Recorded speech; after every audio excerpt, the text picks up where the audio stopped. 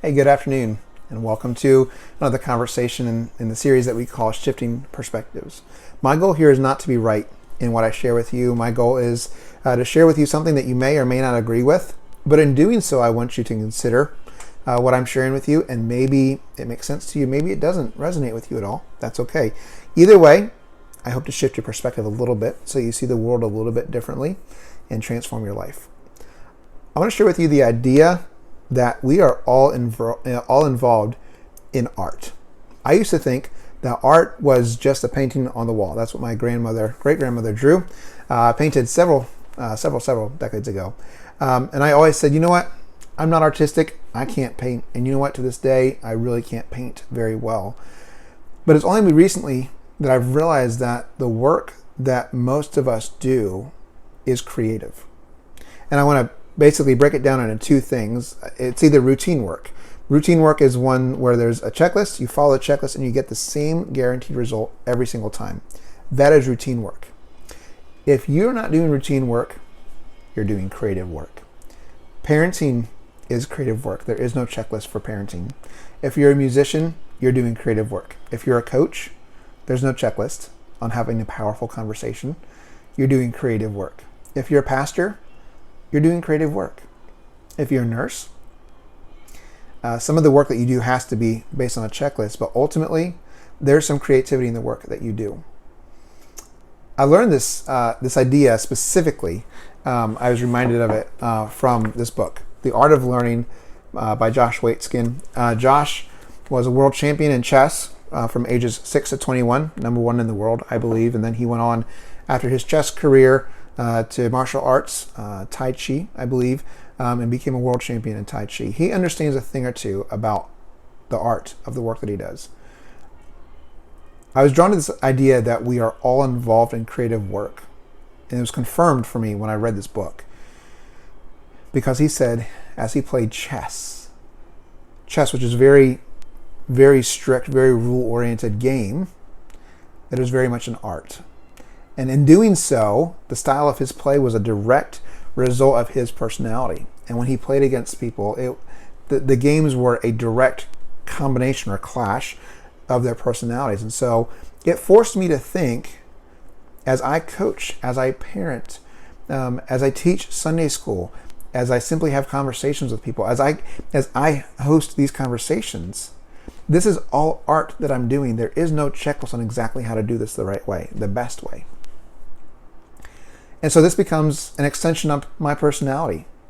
Anybody else could be hosting and doing these conversations, and they wouldn't be just like mine. Why? Because nobody has a personality just like mine.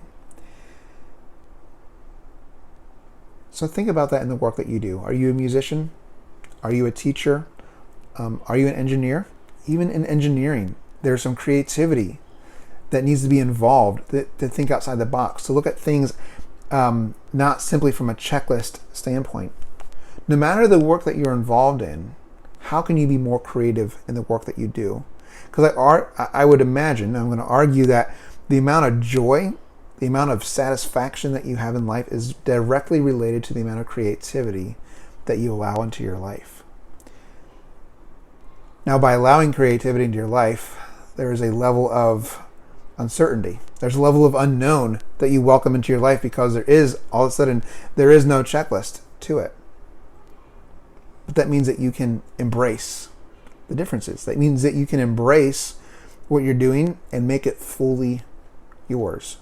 Now that's scary, but it's also satisfying because you're not just copying somebody else. You're not just copying the work of somebody else. And in doing so, we get to embrace the distractions in our work differently than anybody else would. Josh also shares in his story that as he was playing against some players, they would use very subtle mind tricks to distract him. While it was his turn in a tournament game, one of his competitors would have a coin and just gently tap it on the table so quietly that you barely notice it, but yet it would mess with the continuity of his thinking. And for a while, Josh tried to ignore that distraction and push that distraction away, but soon realized that you couldn't push it away. It was going to be there. The sirens outside of the rooms that they were playing in You couldn't push any of that stuff away, but you know what he could do? He could embrace the distraction. This took creativity. There's no checklist on how to embrace distraction just like he did. So he said, you know what? I'm going to think to the rhythm of the coin tapping on the table. I'm going to think to the rhythm of the siren outside. I'm going to use that to pace myself. And all of a sudden, in a very creative way, he took what was a distraction and used it to fuel himself moving forward. And as soon as he realized how to embrace the distraction, his opponent, who he couldn't beat before, all of a sudden became beatable. He approached the work that he did as a creative work, and as doing so, embraced the distraction as a creative process and figured out how to win. So what about you? What about the work that you do? In what way can you make it more creative? In what way can you approach the distractions that you experience in your life and embrace the distractions? Make it a creative journey to figure out the best strategy to win despite the distractions. So here we are. We get to choose.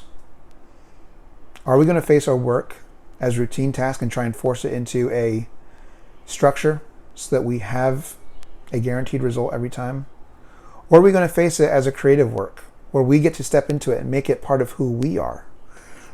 You know, if I listen to two different pianists play piano, I played piano for a long time, and so I can hear the difference in very accomplished pianists because I'm in tune with that.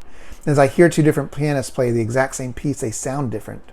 Why? Because playing the piano is a very creative process, and each one puts their own personality, their own psychology into the piece they play. Two different artists can paint the same landscape and they're going to look different. Why?